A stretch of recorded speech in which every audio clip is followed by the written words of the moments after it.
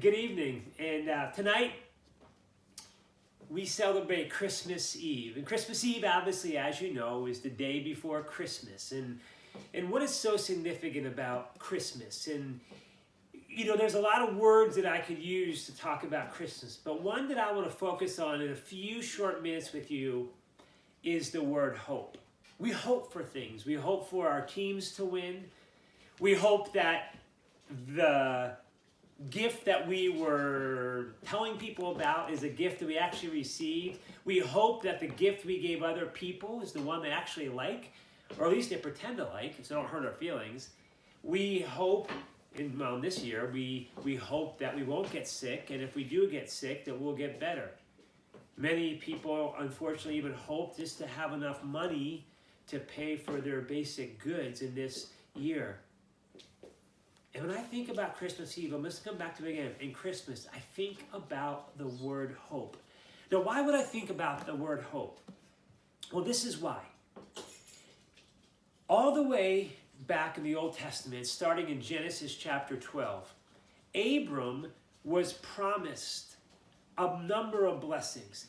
Then in Genesis chapter 15, you see specifically he was promised a son. He was promised a son that would come and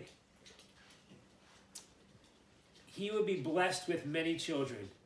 From there you have Isaac and Jacob were promised descendants. Then you begin to see in Genesis chapter 49 that this promised descendant, this coming descendant would come through the tribe of Judah. And what I'm talking about here is in the whole Old Testament, you begin to see that the Israelites, the Jewish people, were waiting for someone who they called the Messiah. They were hoping that someday the Messiah would come. And what happened then on Christmas is the Messiah came. And the anticipation, the expectation that this Messiah come, the hope that the Messiah come was realized on Christmas Day. And because it was realized on Christmas Day, it is a great encouragement that the hope that they had came to fruition. If I may, let me give a couple examples of this. They were hoping that a Messiah will come who will be their deliverer. And sure enough, the one who was born on Christmas Day is the Redeemer. You know what I find amazing about this promised Messiah who came is that he had to meet a certain, well, I wouldn't call them credentials per se, but there was many prophecies that were given about this promised Messiah. This promised Messiah was to be born, or let me back up, to be a descendant of Abraham. And sure enough, Jesus was. He was to be born from the tribe, or in the tribe of Judah, and sure enough, he was. He was to be a descendant of David, and sure enough, he was. He was to be born of a virgin, and guess what? Sure enough, he was. He was to be born in Bethlehem, and sure enough, he was. He was to have someone come before him as prophesied in some of the minor prophets, and sure enough, John the Baptist came as a forerunner to him. All the prophecies about this coming Messiah that the nation of Israel, the Jewish people, were hoping for came to fruition on the day that Jesus was born.